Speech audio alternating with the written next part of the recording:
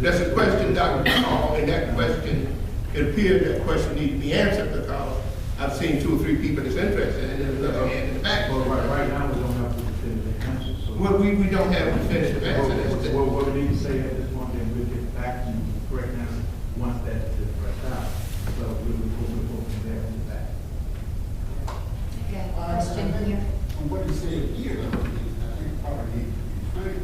We know another company being paid to do the negotiation, which to me, if SCABC should decide if they want anybody to do the investigation, they should be inside the SCABC's circuit.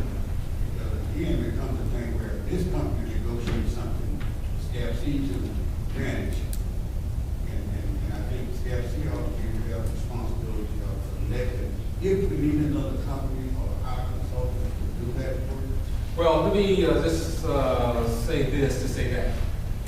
It is not the SCABC's job description to enter into agreements with the service providers. Okay. We will have, and I'm going to get back to your question in just a second. We're doing things in parallel and not in series. Because if I had to wait until we got the Haynesville Plaza building, or if I had to wait until the environmental assessment letter was completed, or if I had to wait until the first ISP MSA was signed, we would be way behind in our timeline. So we've got to do things in parallel and not series. So while we are getting the Haynesville building up and running, while we are formulating and putting some meat on the bones for the SCABC, while we are finalizing the cash match documentation, we're going to put fiber in the ground. And we're going to continue to have discussions with these ISPs. Because A2D has been intimately involved in discussing the value of the ISP's connection to the network. And these ISPs see that. Because we're placing $80 million worth of infrastructure in South Central Alabama. And if you think about AT&T or Verizon or any of these other incumbent companies who refuse to invest $80 million in South Central Alabama because the payback is small. This is great for the city, for the cities and municipalities. This plan, the $80 million, this is great stuff. How we do this, we're working hand in glove with SCABC. I'm managing A2D and A+ and the SCABC. And we're going to get this thing done the right way because it's our job to make sure that the community is served in the right way. We do things decently and in order. And if I can, if I keep my head with all about you, about me losing theirs and blaming on me, I'm going to make sure that whatever we do as a team is at the behest and betterment of the community. And that's why we're glad everybody's here, because we need your input. We're not perfect. Show the perfect person stand up now. But we're not perfect, but we do have a pretty good plan in place that is working thus far. One clarification, sir. The $59 million is coming from the federal government. The $26 million is coming from some private investment fund. We're just making sure it happens. You may say that we're putting in, the issue is the federal government, and I guess the $59 is private. I think I said that earlier, must be. We have 2 other questions, and we'll move on to the next section. Yeah, and it may be covered later, and it may have been something that you were just going to get to, but I represent a regional planning commission, and Escambia County is in our jurisdiction. And I'm going to meet with the Escambia County commissioners. They weren't able to be here today, but I'm going to meet with them on Tuesday and just give them an overview of this meeting and what they can expect, because they're confused, and I think there's other people that are as well, as my understanding. But I guess the fundamental questions or the answers I want to be able to give them when I meet with them are, one is, who are they going to deal with? And I think I've got some clarity.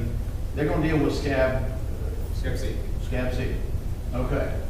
And they could do it either being board members or because they're going to, as part of one of the 8 counties, they're gonna have a relationship where they're gonna get revenue. That's correct. From their, how are you going to deal with the current franchise agreements or current agreements they may have with ISPs or other fiber optics? And it was explained to us, and Tony and we all met a couple of weeks back, and they kind of explained it a little bit, but I'm still not clear, because I want to be able to say, this is what you're going to get, this is how it's going to work, because that's what these people want. Yeah, Tony, you address that. First of all, thank you very much. Many of the counties and cities I've actually been around and talked to. That question specific, let's take existing franchise agreements. Nothing changes. Nothing changes with existing franchise agreements. When a service provider, whether it be Duke or the incumbent, chooses to use this infrastructure, that's when the addendum is required based upon the franchise agreement. If they're already offering services in that footprint. For a new service provider, we don't have the old franchise agreement to deal with. Part of the financial model of this too is encompass that franchise fee that the city or county has been native to receive. 3 to 5%, whatever that standard is. How the agreements are formed won't change. Because until they produce and bring on a customer in that city, that's proven by the address and by services provided, there is no need for a franchise agreement.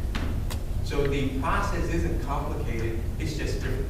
It's new, it's never been done. There's never been an infrastructure owned by a community that a service provider didn't install. We're in a different time frame.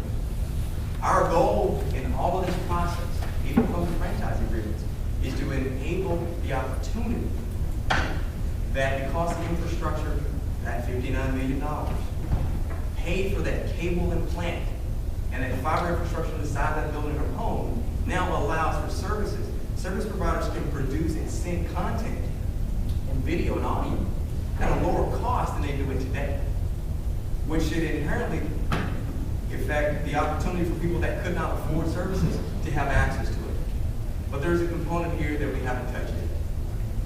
That doesn't involve franchise fees in specific. Community-based service providers. That terminology hasn't come up yet. Auburn University wants to deliver content. Well, there's a cost to the network. That's not free. Well, the grants and subsidize that cost. But that fee is a franchise fee that rolls over across because they're delivering services to an end user home, just like a commercial provider.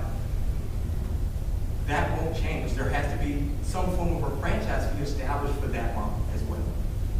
But that inherently won't be a painful process because remember, we're trying to fill a gap. Funding isn't the issue. Telemedicine, there's plenty of grant funding that nonprofit organizations can foster. That's how those programs are delivered, which goes again to pay for the subsidized cost